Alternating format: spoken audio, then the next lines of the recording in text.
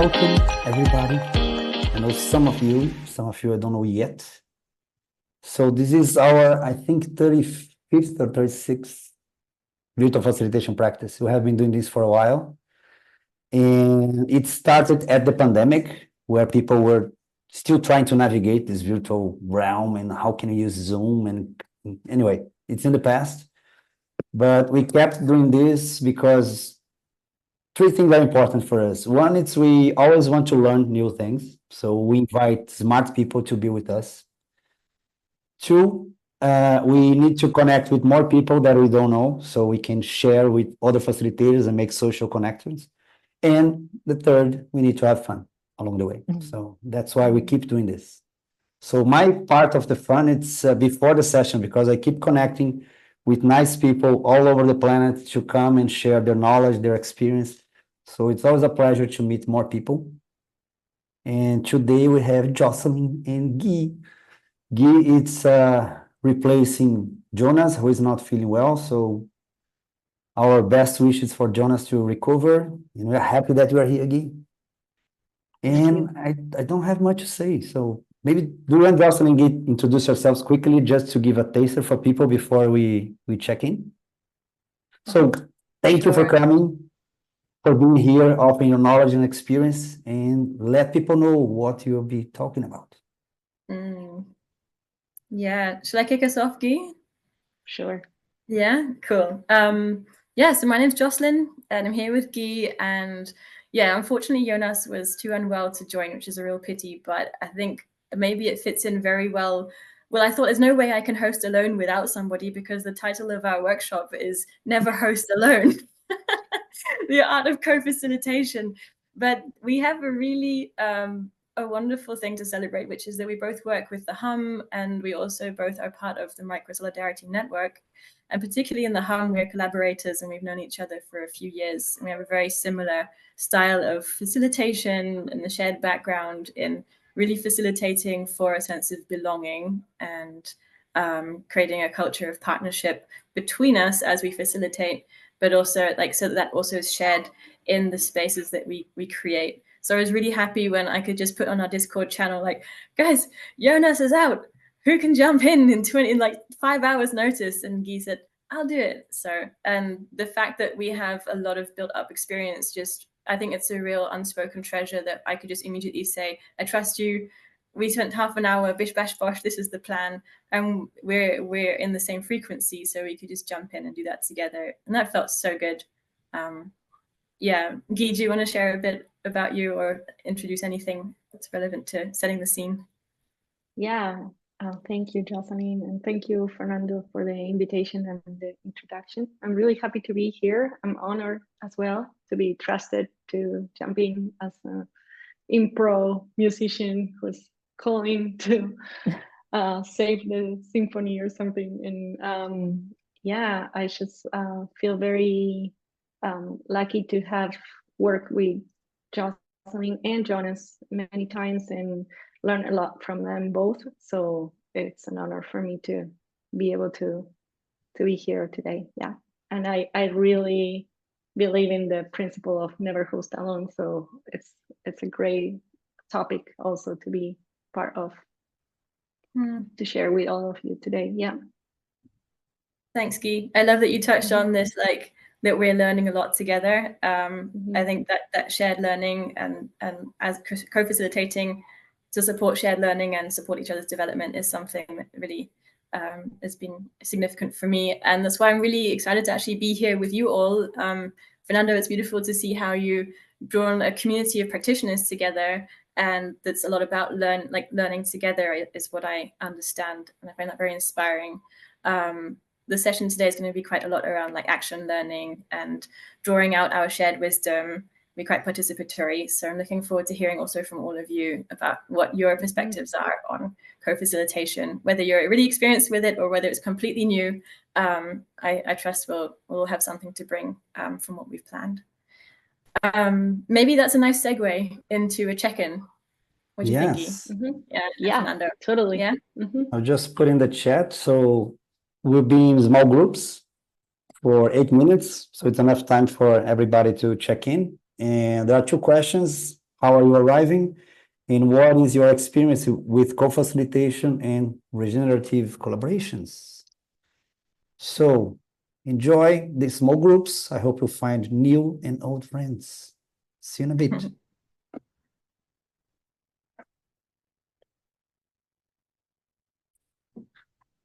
Here we are. Yeah. So Fernando, I really like this invitation that we could share why we invited people into a check-in, and particularly this check-in about asking people about their own relationship with the topic as one of the first things we do. And this very simple question of like, how are you feeling? Is almost a question we probably hear many times a day, and yet there's actually, I think, quite a more significance to it than we might initially like perceive. Maybe I can speak to it a bit, and then Guy, if you want to share for you as well, like this element of just having a small group of people within a larger group to just drop in with at the beginning is a much easier scale to feel a sense of connection and belonging with. And that's a lot about what we are talking about in particularly the micro solidarity network. How do you create like small groups of solidarity based on belonging? So I like this, allowing people to, especially when they arrive in a big group, to just have a moment with just a more digestible number of people in the room, just to share how you're doing. Even as a moment to self-connect, how am I actually doing? And bring ourselves in individually before absorbing lots of information. Yeah. Do you want to add anything? Yeah, I think it's a nice ritual of like transitioning from our life and like probably doing many things at the same time, and kind of like being here and prepared to what's coming up, and also as you say, just making a few connections, so then in the big screen you can relate to those faces and are already feeling a little bit more regulated than, you know, feeling your nervous system is like, oh my goodness, this is all new. And as you said as well, like a moment of self-awareness of being like, oh, okay, I'm here, this is the purpose. Like the question is about the topic, so that you can get into what we are going to discuss and why is it important to you. I think it's a good. And I think there is, for me, the tip about the check-in is also keep it simple. Like it's a warm-up. It's like if you go into the gym, it's just like start, you know, moving your body a little bit just to get ready. Yeah, I like that analogy. And also in virtual, it's very common for people to join the session and then something doesn't work, like the camera or the mic, or so they have this buffer as well to figure this out and then join the session, even catch up with the check-in at the end. But we need this adjustment, right? When we are in the room and face to face, we are there, but in virtual, not necessarily. Naturally, you do it. Yeah, maybe. Darcy. Welcome back, everybody. Okay, people are back, and the floor is yours, Guy and Jocelyn. Thank you. Thanks, Fernando. You had a little a prompt that you were going to drop in the chat for us, Fernando. Is it? Can everyone see it already? Okay, good. So what stood out for you? Maybe there's anything that you want to share from your check-in that would benefit others, or that you think would, help us set the tone together for the exploration of co-facilitation or regenerative collaboration. Petra. We realized we didn't know what regenerative collaboration was. Yeah. So that made it really hard for us to answer the question. Oh, that's great. That's also just relevant, I think. Yeah, we'll demystify it a little bit, at least in our interpretation. Thanks for sharing that. Us too. Yeah. Anyone else? DJ King. Yeah, we were also, I was in with Petra. We were also wondering what your approach is to co-facilitation, because we've done, we've worked with other facilitators, but we were very curious about whether you have a very specific approach and guidelines and things. Yeah, I can share a bit about that as well. Maybe we'll hear a few voices and then we'll speak to that. Darcy. Our group. Oh, sorry. Oh, Was Go there something ahead. else? We talked about the challenges of hybrid spaces where we're operating an in-person meeting group at the same time as a Zoom-based meeting. And I mentioned that many of my professional colleagues in the field have said it's either one or the other, but it won't be both. But I'm in a unique environment where the needs of the community demand that hybrid, and I'm not doing that well. So yeah. Mm-hmm. Cool. So you're talking about co-facilitating across even hybrid settings. Is that right? Where you're maybe not even in space. For the last 7 months, I've been individually facilitating, and I had someone start 2 days ago that we'd like to get to a point where we're co-facilitating most of the time. So yeah. Cool. Thank you, Darcy. Yeah. Let's hear from Pamela. Yeah, we were just talking about the different conditions under which our small group, that you would or would not be co-facilitating. Are there different conditions? What does the situation, the client actually, call for? What's the need? Mm-hmm. Thank you. And there is a message from Hector saying co-facilitation and hazes the work, but also can be a lot of work. Yeah. Yeah. Recognize that. It's a lot about how you co-facilitate. Yeah. Just to comment, Hector is he works with us at Virtual Facilitation, so maybe he's the second person which I co-facilitate the most. So this extra work, probably he's talking about myself. So. Yeah. Indirect messages here. I don't know. Is anybody else here together with someone they collaborate with or co-facilitate with? Maybe just by a show of raising your hands. No? Natalie?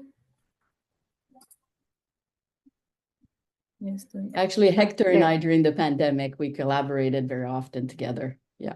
Cool. We're looking for more opportunities now. Nice. Oh, sorry, In Canada and South America. Well, I do have to say, it's not about you, Fernando. I think I was talking about myself. I can be a stubborn individual sometimes, and I do have a certain way of facilitating. And I have to say, is a long time ago, a friend, when I was actually in my teens, a friend that got married said, the problem is when you get older, it's more difficult to get a partner because you get more picky, right? You put more requisites or specification of what you want in a partner for your life, right?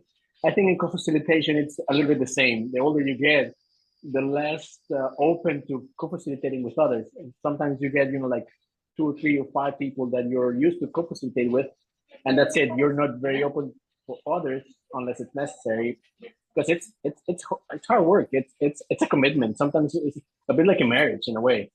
Once you find a really good co-facilitator, you don't let go, because it's difficult to get a good one running over and over and over again. The signing, deploying the sessions and stuff. But well, that's just my take on that.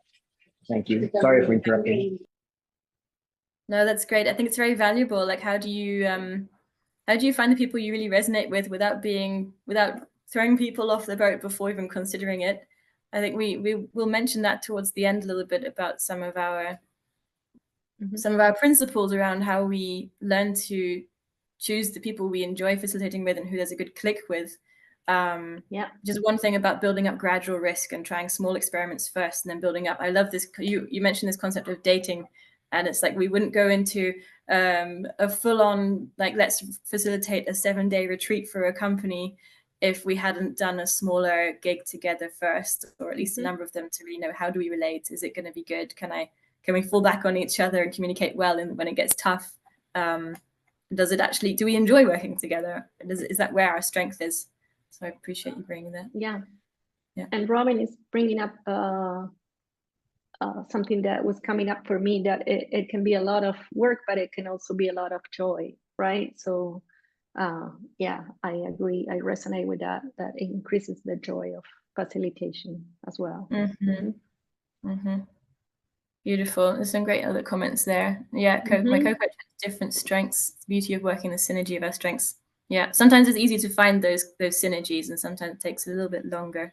Yeah. Mhm. Great. Lovely. Well, maybe I'm sure there's more to be shared on this. It's really nice to start with such a rich conversation. And Right. Mhm. yeah, maybe there were some questions about what does regenerative collaboration mean to us? Maybe we can share from there. Mhm. And yeah, so for me, this word regeneration can mean a lot of different things to different people. In my vocabulary and definition, I say regeneration is about how can we create the conditions for more of our individual needs to be met when we're together. So just like a forest, when a forest is regenerated, there are many more species can be supported. There's a lot more abundance of resources through the cycling of resources, of food, the decomposition. So when we're in a regenerative collaboration, it's a 1 + 1 = 3 sort of experience.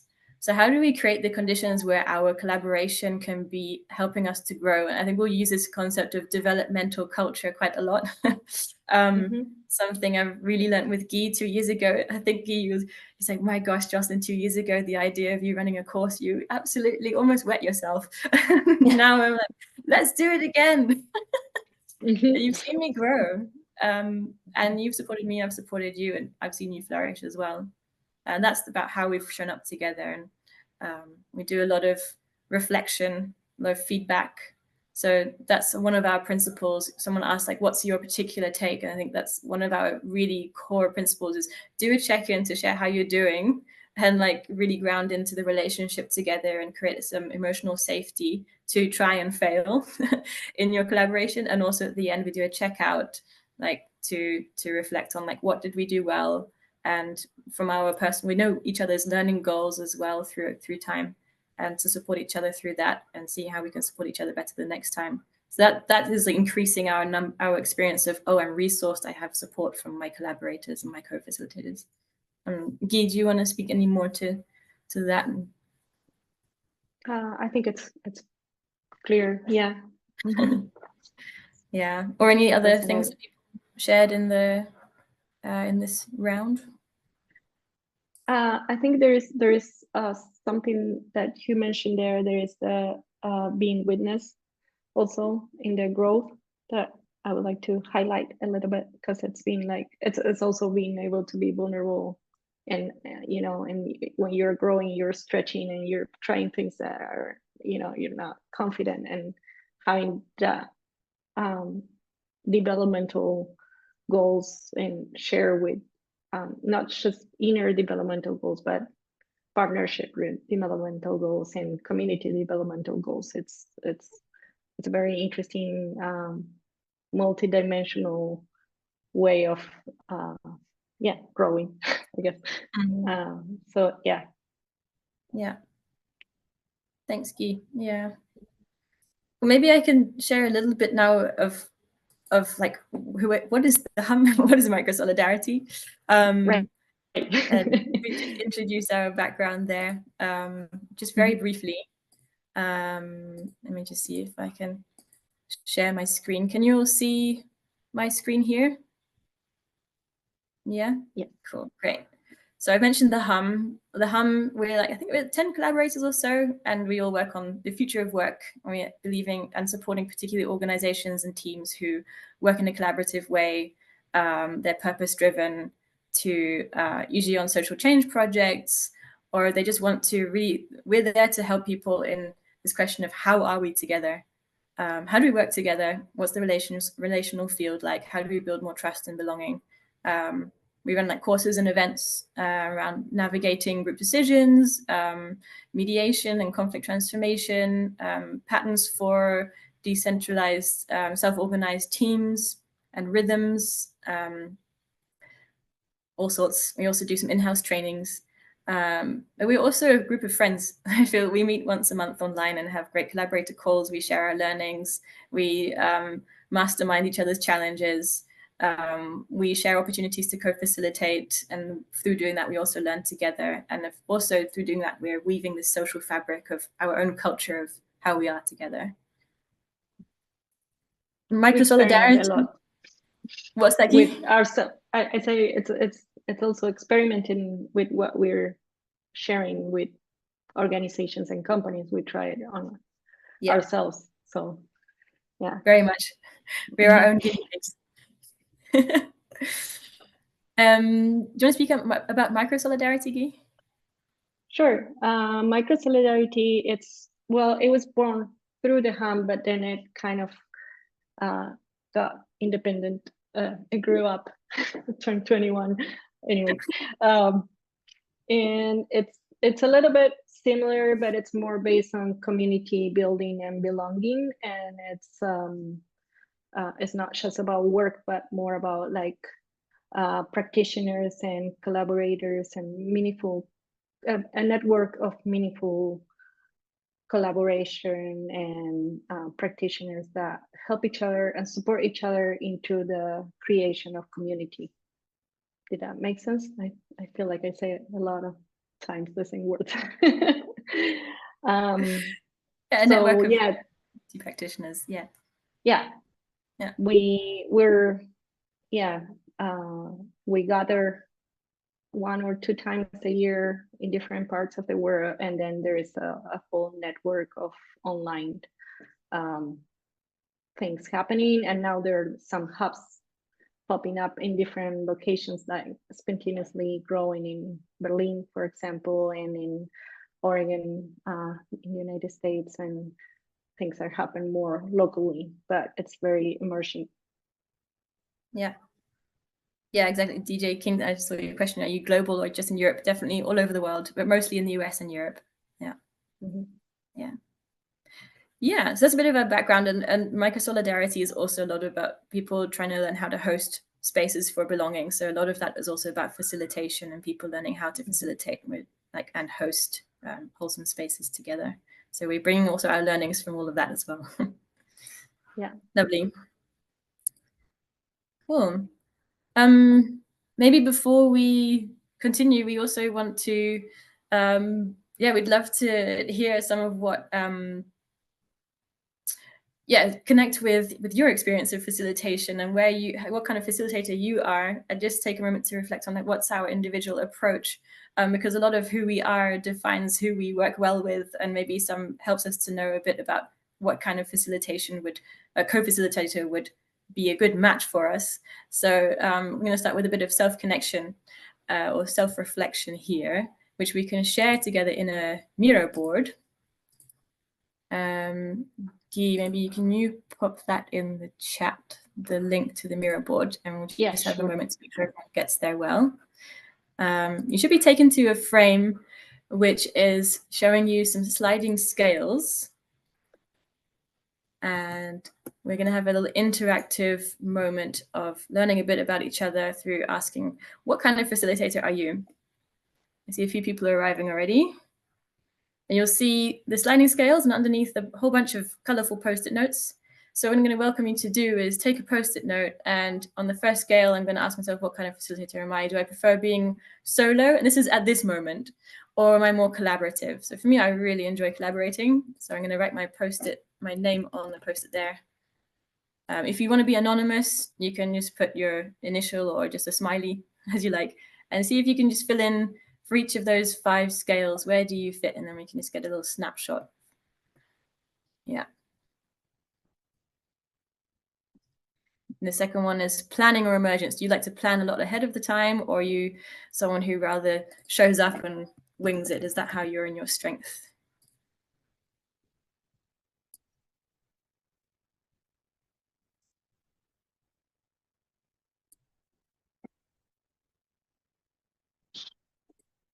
Experiential or input, that's about, do I like people to learn just through experiencing something with lots of practice, or am I more someone who enjoys giving a lot of content? And is that where my field of genius lies?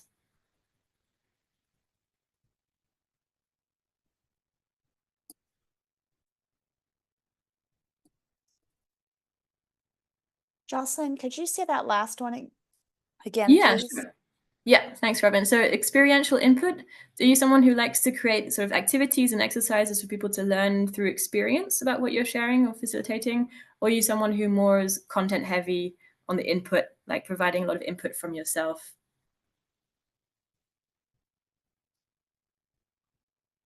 And then formal, fun and play, maybe it's more obvious, like what kind of vibe do you bring? Are you sort of more informal, you like to make lots of jokes, you're more using a lot of humor, or you're more formal, professional on that end of the scale? And then the last one is lead assertive. Are you someone who tends to have a very clear idea and you're someone who people follow, or are you more someone, is your gift more in supporting others to like open their gift? I notice myself, for example, being usually better at helping someone else's idea open up. But I know other friends are much more, they have the first concept and they'll put down the first lump of clay and say, let's start with this.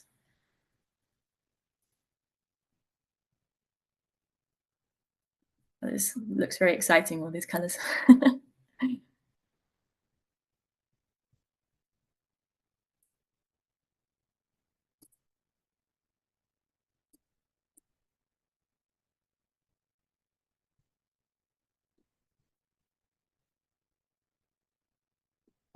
Okay, nice.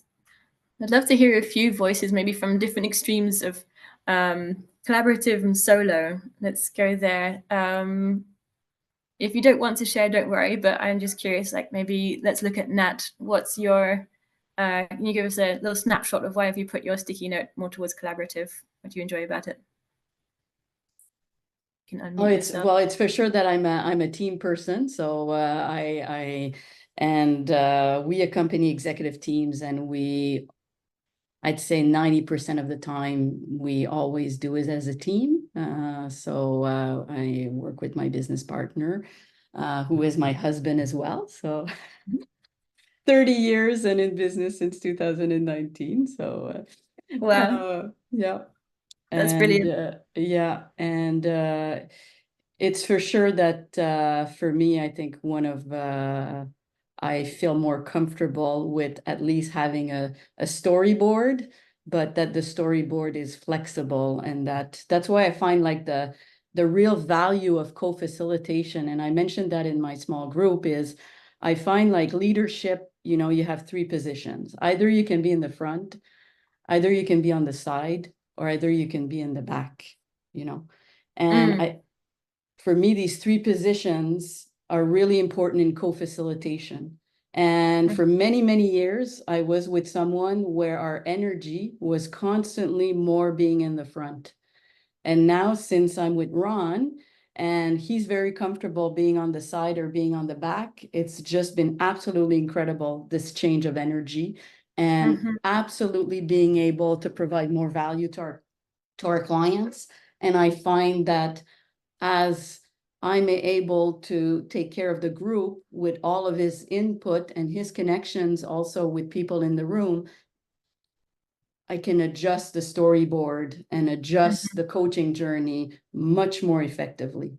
Wow, And thanks, Nat. so I find that's really important to know where we can provide value and where do you bring that energy. And for me, working with someone that has really different strengths has been really powerful. Yeah.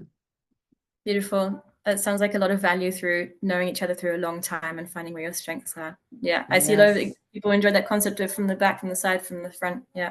Yes, because I find that it's always, you know, if 2 people always want to be in the front, at some point it goes back to who you are.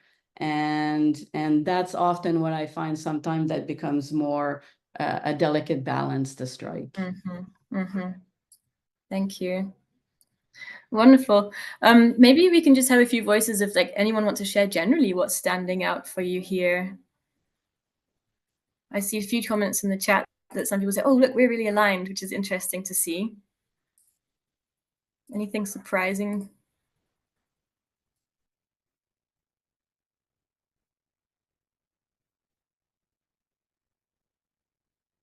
I found this was a really good exercise because there's what I actually am versus aspirational, right? So it made me think, just like, oh, I actually probably do more of the lead assertive than I really want to, but I should probably be honest about what I am, where I am.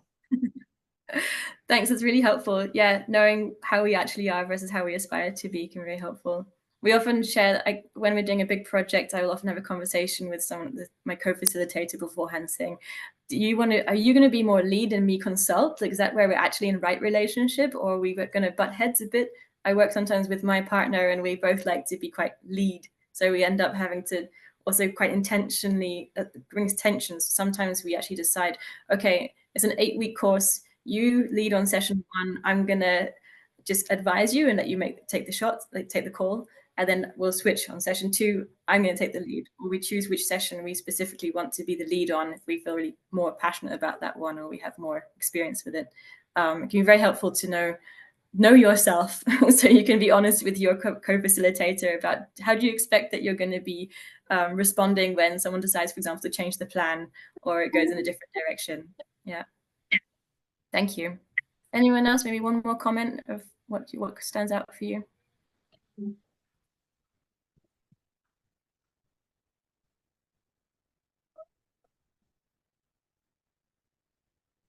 Yeah, DJ. I'm finding that there's a significant difference between how I am facilitating and how I'd like to be facilitating. So, and I'm finding that the shift, both because I have a partner who has a very different style than I do when I'm facilitating with her, but also just making that shift to doing it differently takes a little intention. Yeah. Yeah. That's also good to be aware, saying, oh, maybe this is my stretch zone to try something different. Yeah. Thank you for sharing. Also, I'm curious to hear where can you try that? Like, is it safe to try it where you already are? Or is it that you need to find other places where it's safe to try it until you get confident with it? That new aspect. Yeah. True. Yeah. What's the right context for learning and trying something different? Yeah. Wonderful. Thanks. I see also some great shares in the chat as well. Like, does the way I like to show up as a facilitator match my actual job role and where I work? That's also, yeah, a good reflection. Yes. Also depends on how we like to be facilitated. Thank you all for your contributions. Yeah, Guy, do you want to move us on from here?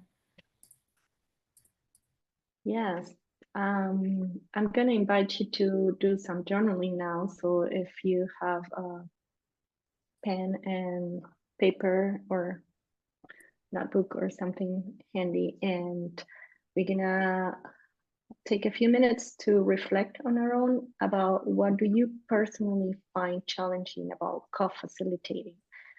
I know a lot of it just came up from our conversations now, but it's good to have a little moment to ourselves and reflect on this and yeah, be more aware of what our challenges are.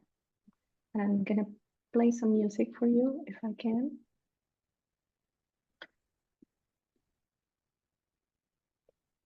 Oh.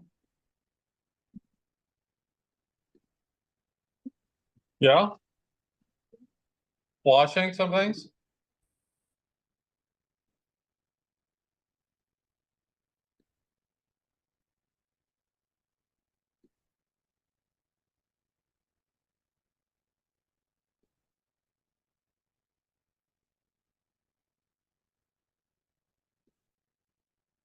Did you find the music, Guy? Yeah, can you hear it? No. No. Oh, why? It's playing here. About there? No? Not No? yet. Hold on. Okay, we hear it now, yeah. Now, yeah.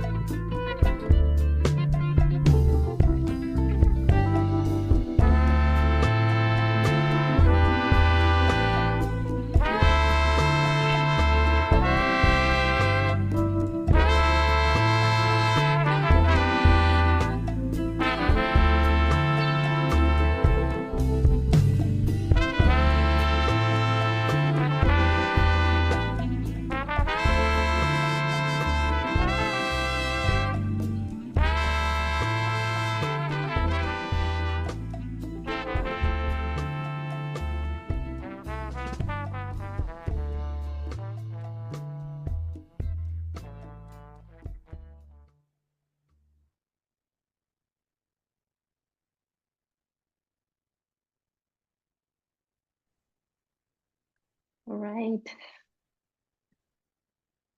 Welcome back. We're gonna send you in breakout rooms to share with each other. And I'm gonna paste the prompt on the chat. And then we can ask you to populate the mural board with sticky notes on your reflections after you share. Let me see here. You have 6 minutes, right, Charles? Is that right? Yeah, 1 second. I need to make it unhidden. There we go. Yes, the idea is you're going to be in breakout groups. Yeah, groups of 3, maybe sometimes 4 if the numbers don't work out. It's kind of a playful competition. If you could really mess it up, and your breakout group was competing in the world's worst co-facilitation championship, what would you do to win? So you'll see these teams. Yeah, maybe you want to explain the team numbers in the breakout rooms, Guy. No, go ahead. I think you have it clearer. Yeah. All right. So each of your breakout rooms, if you can see which one you're in, you could choose the number of the team that it's like team 1 is breakout room 1, basically. So when you get sent to a breakout room, see if you can notice what the number is. If you don't get it, don't worry, just choose one of the later numbers, like 9, 8, or 7. And then, you'll just have these sticky notes, and maybe each sticky note is one idea or concept of how you could really, really do it badly. How would you show up? What would you do? And then we'll come back and share. Yeah. It is very fun. I think Fernando's creating the breakouts. Let yourself be playful. I need to learn how to put that into use. Back in business. Here we are. Yeah, welcome back, everybody. It looks like there was a lot of movement of those cards there. I would like to invite you to take 2 minutes to read through the other groups, the other teams, and we'll decide who is going to win this competition of the worst co-facilitator.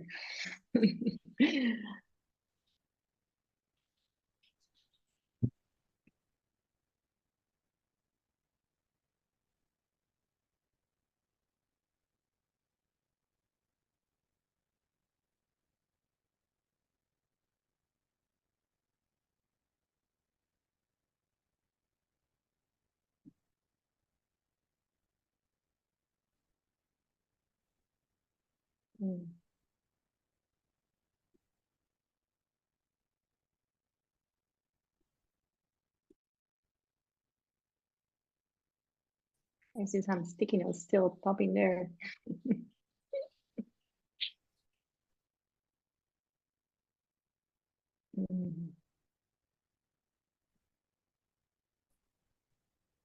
It's interesting seeing a few commonalities and roles around ego,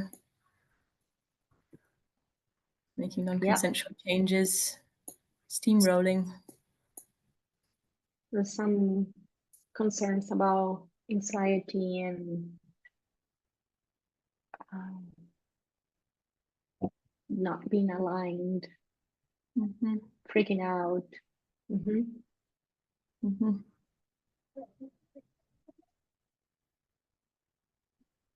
Changing plans on the fly.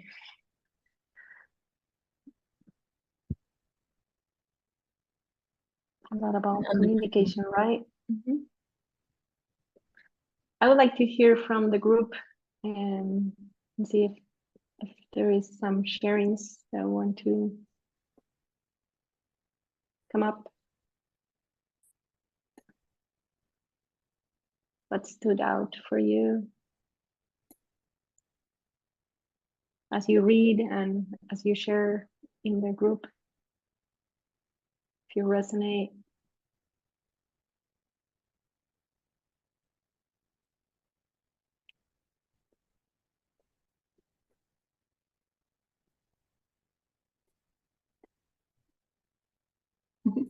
No sharings. It's all on the mural board. On the Miro board, different brand. I think one thing that stands out to me is that the majority of it has to do with self-management, self-awareness and self-management. Mm. Yeah. Thanks, Jo. Mm. Thank you. Yeah. Okay, Linda. Yeah. I think they're all going to be great champions amongst this terrible facilitation. Nice. Yeah. Thank you for taking the challenge of imagining the worst case scenario. Sometimes it's hard to really go all the way into what the worst can be. It's a nice exercise to get our fears out as well. Mm-hmm.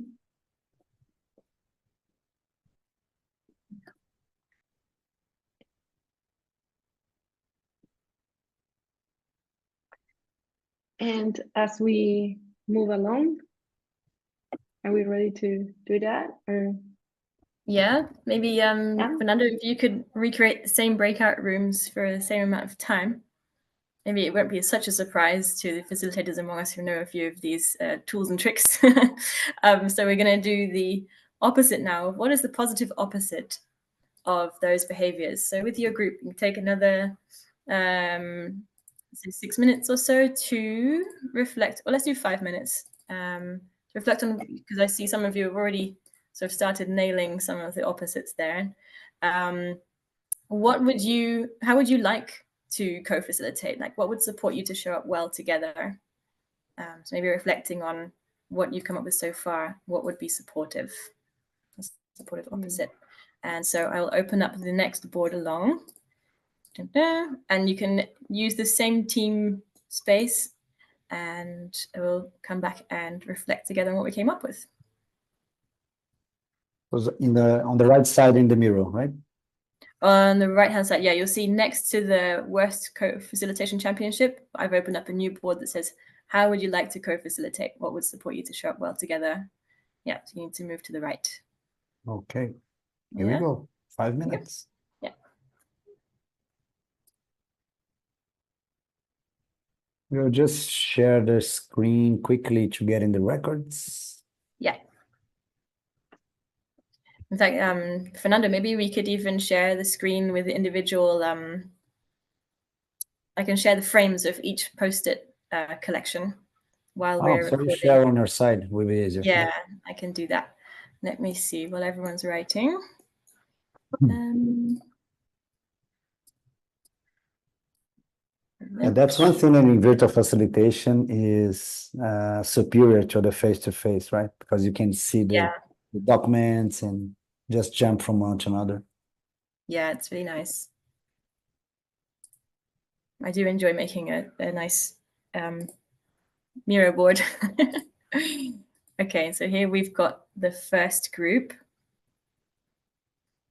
I guess people can pause and read them in their own time. Mm-hmm.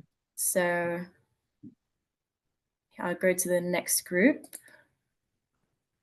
This was their collection of horrible co-facilitation. And then the third group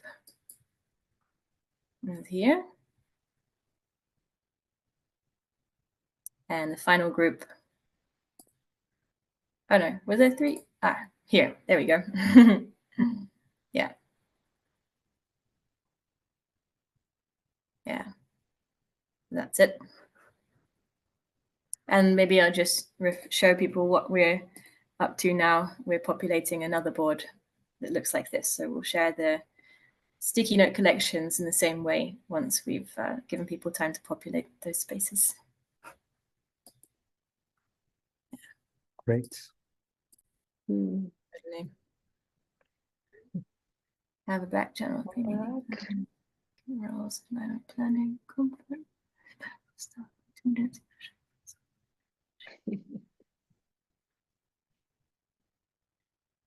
Yeah. There's a lot of movement just still. Yeah, there's a lot going on. I'm realizing we don't have another breakout moment to be able to share a screen share of these answers. So I think what we could do is just share it at the end of the call, before, like as people leave, then we can just do the same as what we just did. What do you think, Fernando? Is that okay? Yeah, cool. Great catch. Yeah.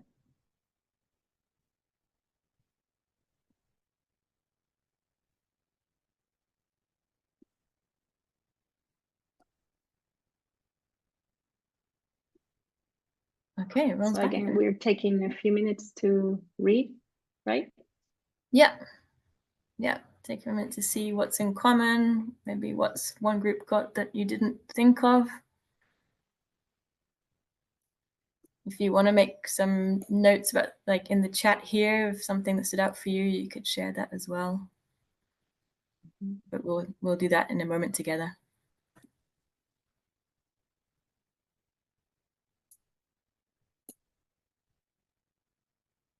We'll see if people got to hop off. Yeah.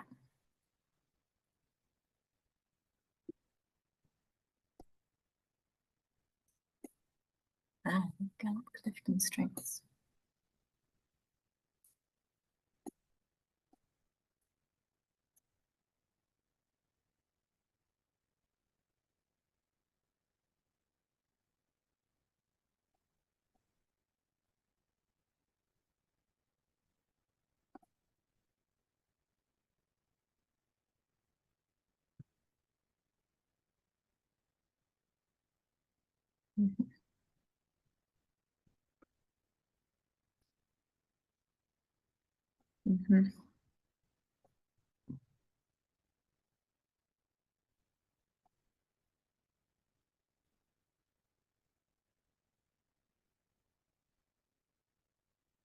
Nice. I see some summaries coming through on the chat already. Know your audience, disability versus ability, culture, ethnicity, language, and also values and social norms for behavior and convening. Some comments about back channel, the value of having that or not, doing it behind the scenes up front. Should we hear a few voices?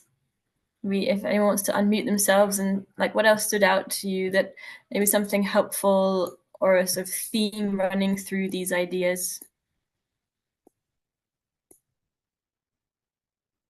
Can quickly comment that in the previous exercise, they already knew what was supposed to be done, right? So don't do this. So don't. And now it's do this, do this. Yeah, yeah. The answer is already held within the negative.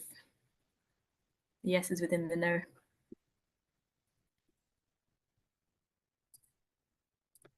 I'd be curious if anybody has used, like there was somebody suggested Clifton Strengths Finder, stuff like that to match people up.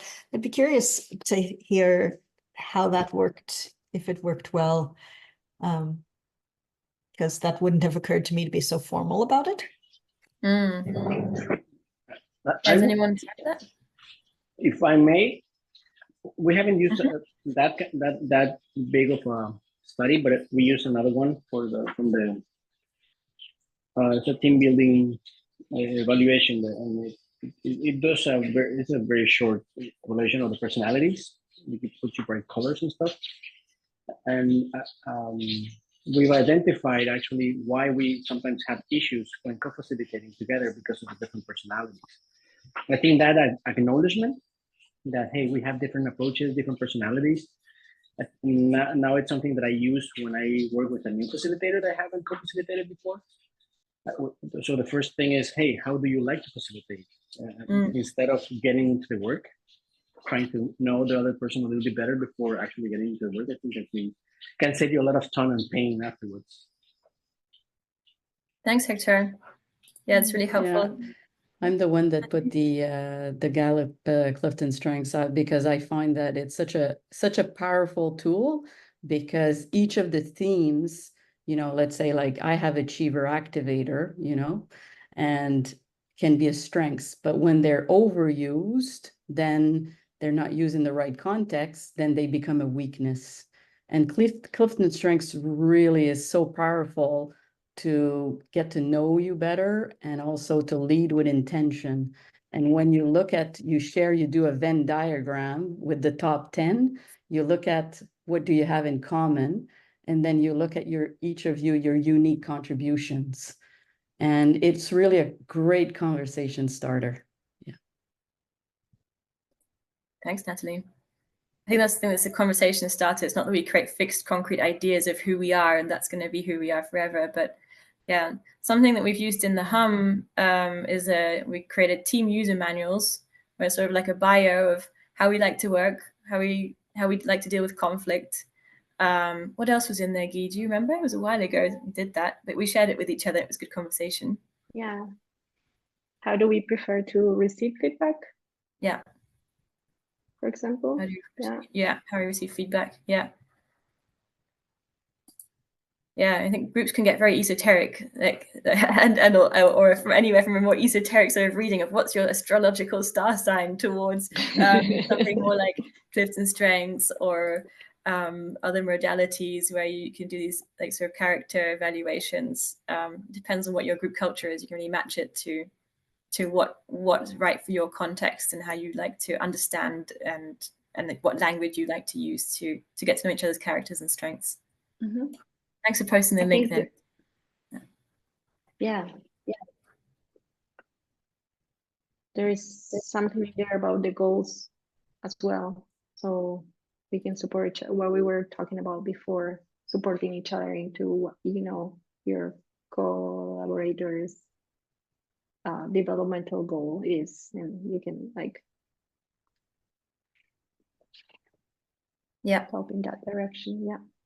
Mm-hmm.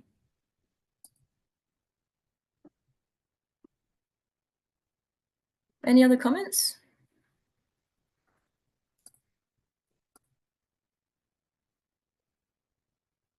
Natalie says the Gallup Clifton Strengths really helps self-awareness and rediscover our strengths, identify partnerships, and enhances co-leadership. I think it matches to what Joe was saying about a lot of this is about knowing yourself. I think the second thing is about communicating it. Yeah. Okay, Pamela's got to head off. Nice to have had you. Cool, lovely. I mean, these are really great. I can see there's wisdom in the group from practice and experience already, and maybe there's some ideas that are new. There's been particular some curiosity around this back channel idea. How do you set up back channels? I saw Fernando wrote something about using WhatsApp to connect behind the scenes. Guy and I often use the chat more for technical logistical things. There's also a question of when is it actually useful to speak out loud? One of the strategies that another collaborator of mine and I used recently was that we decided we're going to facilitate out loud for the group that we were hosting, because we wanted to really build their trust, and we wanted them to know that we were also trying to figure it out with them, because we were hosting a 4-day training for their annual retreat and they didn't know us, so we wanted to really show them like how we are trying to understand what their group's needs are. I think they really valued hearing how we were also working alongside and generating like moment by moment alongside our plan, something that was hopefully going to meet their needs. So that was sometimes it can be helpful to be really transparent, and in other contexts maybe less. I think you can link that to knowing your audience, right? Like the context and when is it available to be able to do that, and when it's convenient. Yeah. Cool.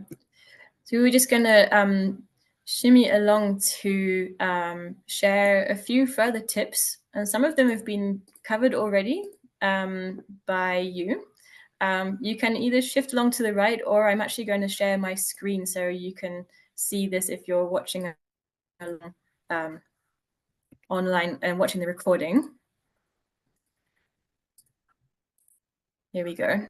So maybe it helps us all to come to the Zoom screen, because then we can also see each other's faces and remember we're also all here. Sometimes I like to actually invite everyone, just take a moment I'm going to actually stop the share first. Just take a moment to connect with who's in the room again. When you catch someone's eye, read the names. Where is everyone actually still located geographically? We're not just little pixelated voices. Yeah. Maybe some new people have arrived during the session, and some people have dropped off. So it's like a different constellation. Just making those observations. Okay, so now I'm going to go back to sharing my screen. Drop the toy. Lovely. So maybe Guy, do you want to kick us off with the first few? Yeah, I feel like a lot of this has been covered already, and I'm really excited about, you know, the collective wisdom coming up. I'm really, like, if you see my sticky note on the first exercise, I'm more in the immersion and the experiencing side of things. So I really enjoy when things come up in a what's there in the collective. So there is the first few words there is content, choreography, and character. And yeah, I want to say something about the content first. That it's, let me see. Well, maybe I'll say something about the choreography first. I feel there is something about sharing what you have shared before about being in front or behind or side to side, and also the dynamic of that, and being able to have that in a way being being attentive to each other and being like respectful and aware of the movements. And what else was there for us? The role model and the relationship, as we have been sharing before, like if we can be totally transparent, and also a little don't want to repeat too much. There was something about is it going to be equally shared, or is it going to be, you know, one leading and the other one supporting? Like I feel a lot of the times with like even today, like me being jumping into cover for Jonas, I'm more in a little bit of a passive, I mean, championing and engaged, but also like, you know, in a more passive than leading, and I'm enjoying that as well.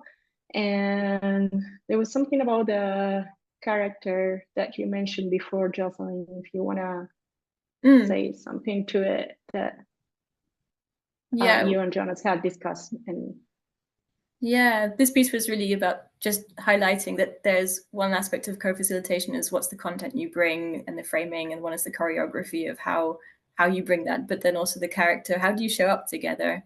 I think I mentioned that just at the beginning, like how you role model the mood, the vibe. Yeah. Yeah.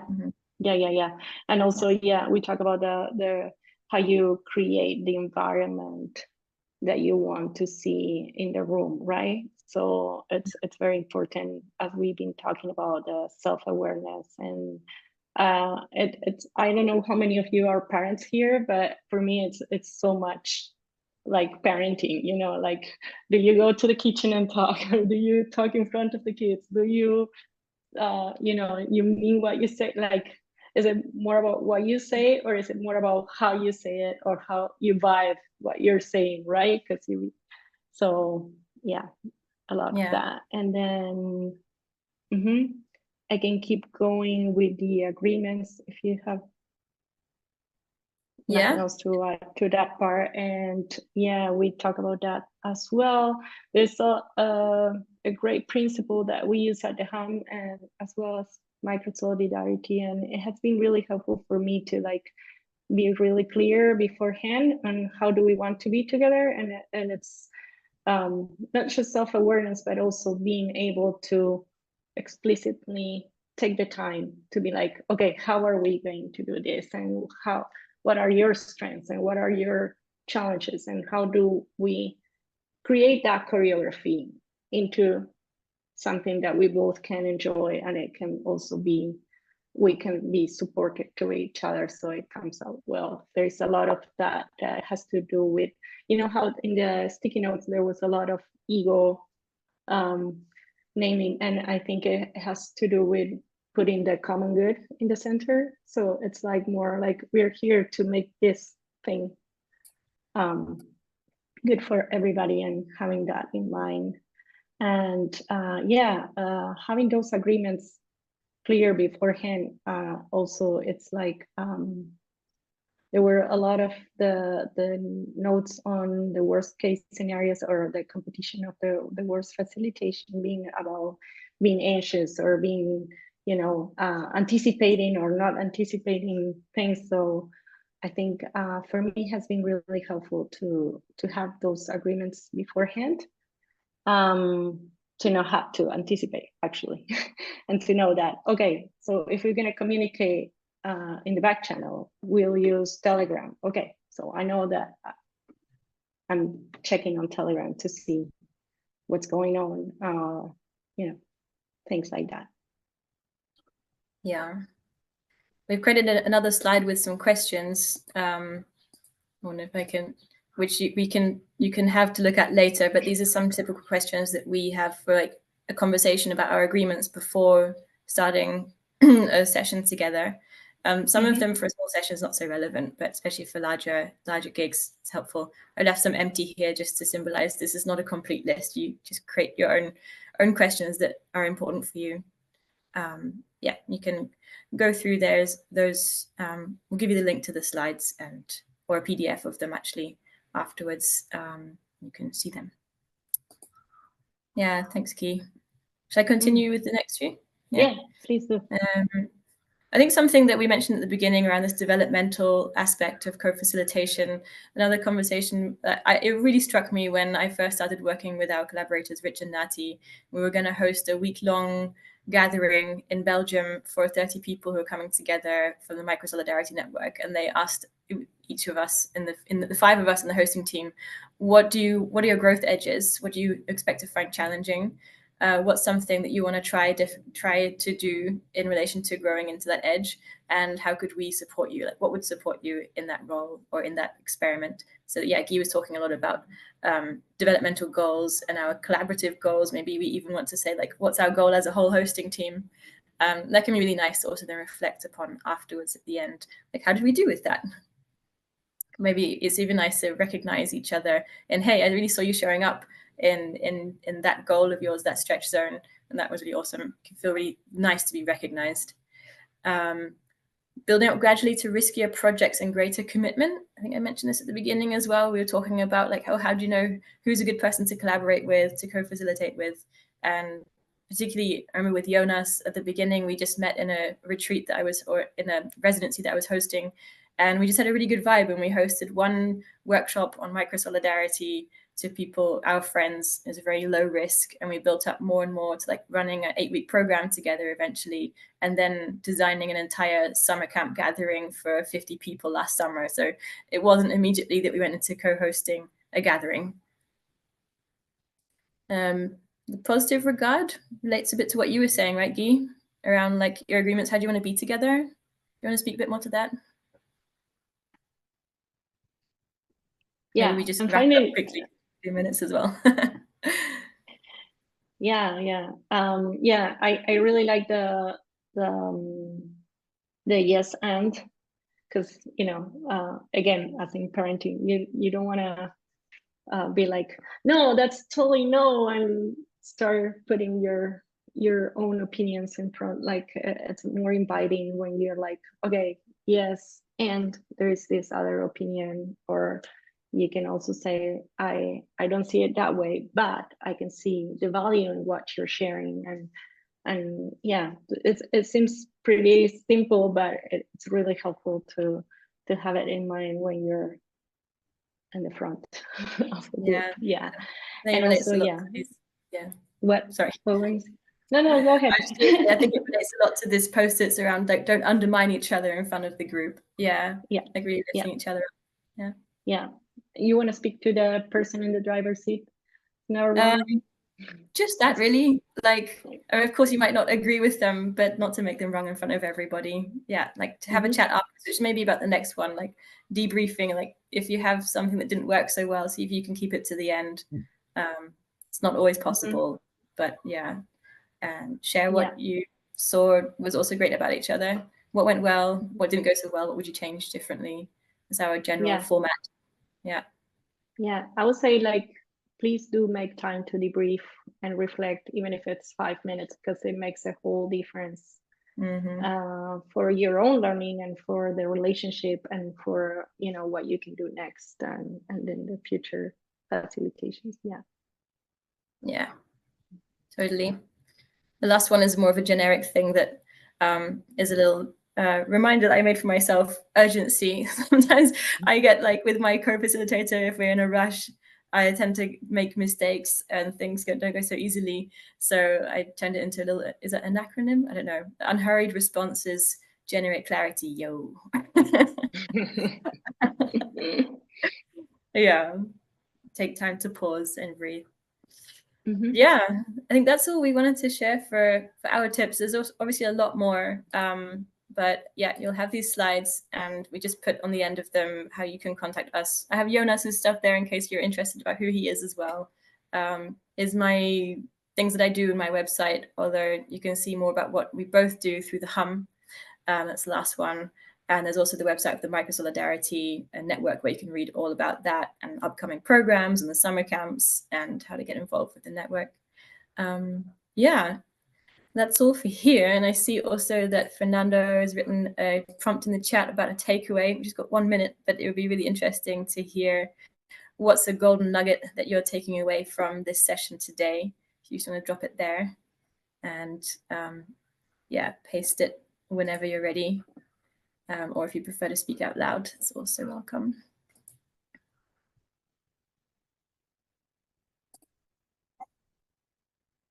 Intention and laying groundwork. Patricia's got to head off. Nice to have you here. The importance of really knowing yourself. Yeah.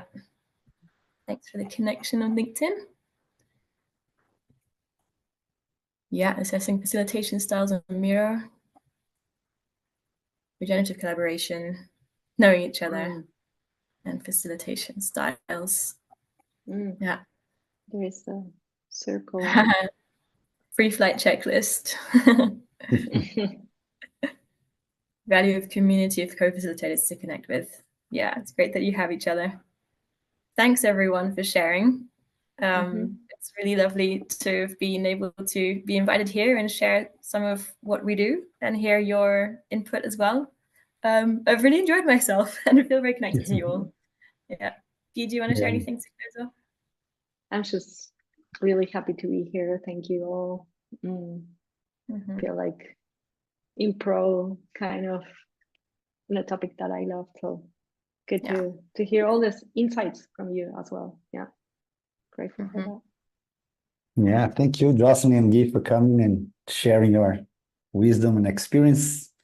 Thanks everyone for coming. We are on the top of the time.